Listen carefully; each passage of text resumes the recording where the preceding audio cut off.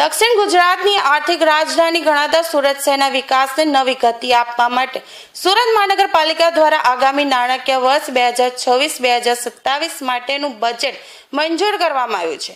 Municipal commissioner દ્વારા રજૂ કરવામાં આવેલા 10,593 કરોડના ડ્રાફ્ટ બજેટમાં સ્થાયી સમિતિએ 708 કરોડનો માતબર વધારો કરીને કુલ બજેટનું કદ 11,301 કરોડ પર પહોંચાડ્યું છે। આગામી સમયમાં આવી રહેલી સ્થાનિક સ્વરાજની ચૂંટણીઓને ધ્યાનમાં રાખીને આ બજેટમાં મધ્યમ વર્ગ, મહિલાઓ અને વરિષ્ઠ નાગરિકોને રીઝવવા માટે અનેક લોકપ્રેરણી અને રાહતકારી યોજનાઓની જાહેરાત કરવામાં આવી છે। સને 2026-27ના મ્યુનિસિપલ કમિશનરશ્રીએ સૂચવેલા ડ્રાફ્ટ બજેટમાં ₹708 કરોડનો વધારો કરી 11,301 કરોડનું ડ્રાફ્ટ બજેટ સુરત મહાનગરપાલિકાની સ્થાયી સમિતિ દ્વારા આજરોજ મંજૂર કરવામાં આવેલ છે।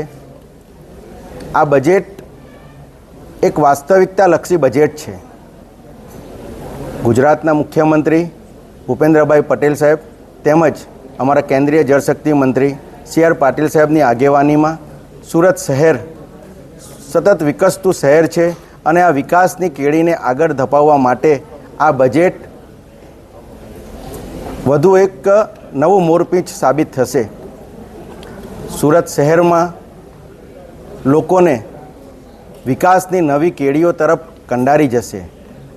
આ વખતના બજેટમાં પણ ફરી એક વખત આ વખતે અમે અમારી આ ટર્મનું સતત ત્રીજું બજેટ છે જે કર અને દરના વધારા વગરનું બજેટ છે। કર અને દરમાં એક પણ રૂપિયાનો વધારો કર્યા સિવાય કેવી રીતે વિકાસ કરી શકાય તે ભાજપ શાસકોએ ફરી એક વખત બતાવી દીધું છે। આ વખતના બજેટમાં અમે વિધવા માતા અને બહેનોને સામાન્ય વેરામાંથી મુક્તિ આપતી એક જાહેરાત કરીએ છીએ।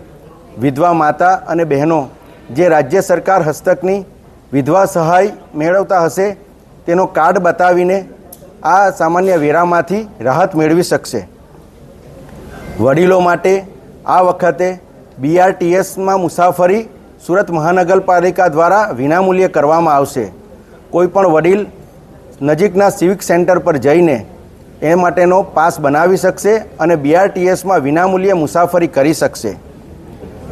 સુરત મહાનગરપાલિકા પહેલી વખત સુરતી હાટ બજાર બનાવવા જઈ રહ્યું છે, જે અંતર્ગત સુરત મહાનગરપાલિકાની સખી મંડળની બહેનો ઉપરાંત સ્થાનિક જે વ્યવસાયકારીકો છે તે લોકોને આ હાટ બજાર થકી તેમને ધંધો મળી શકશે અને સુરતમાં જે આપણા લોકલ વ્યવસાયિકો છે તેને એક નવું પ્લેટફોર્મ પૂરું પાડશે।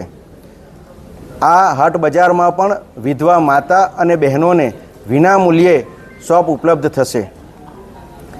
સુરતનો સરથાણા નેચર પાર્ક છેલ્લા 3 વર્ષમાં લગભગ 25 લાખ જેટલા લોકોએ આની મુલાકાત લીધી છે અને હવે આ નેચર પાર્કને અદ્યતન ડેવલપ કરવાની જરૂર છે। તે માટે નજીકના ભવિષ્યમાં નેચર પાર્કને રીડેવલપ કરવાનું આયોજન છે।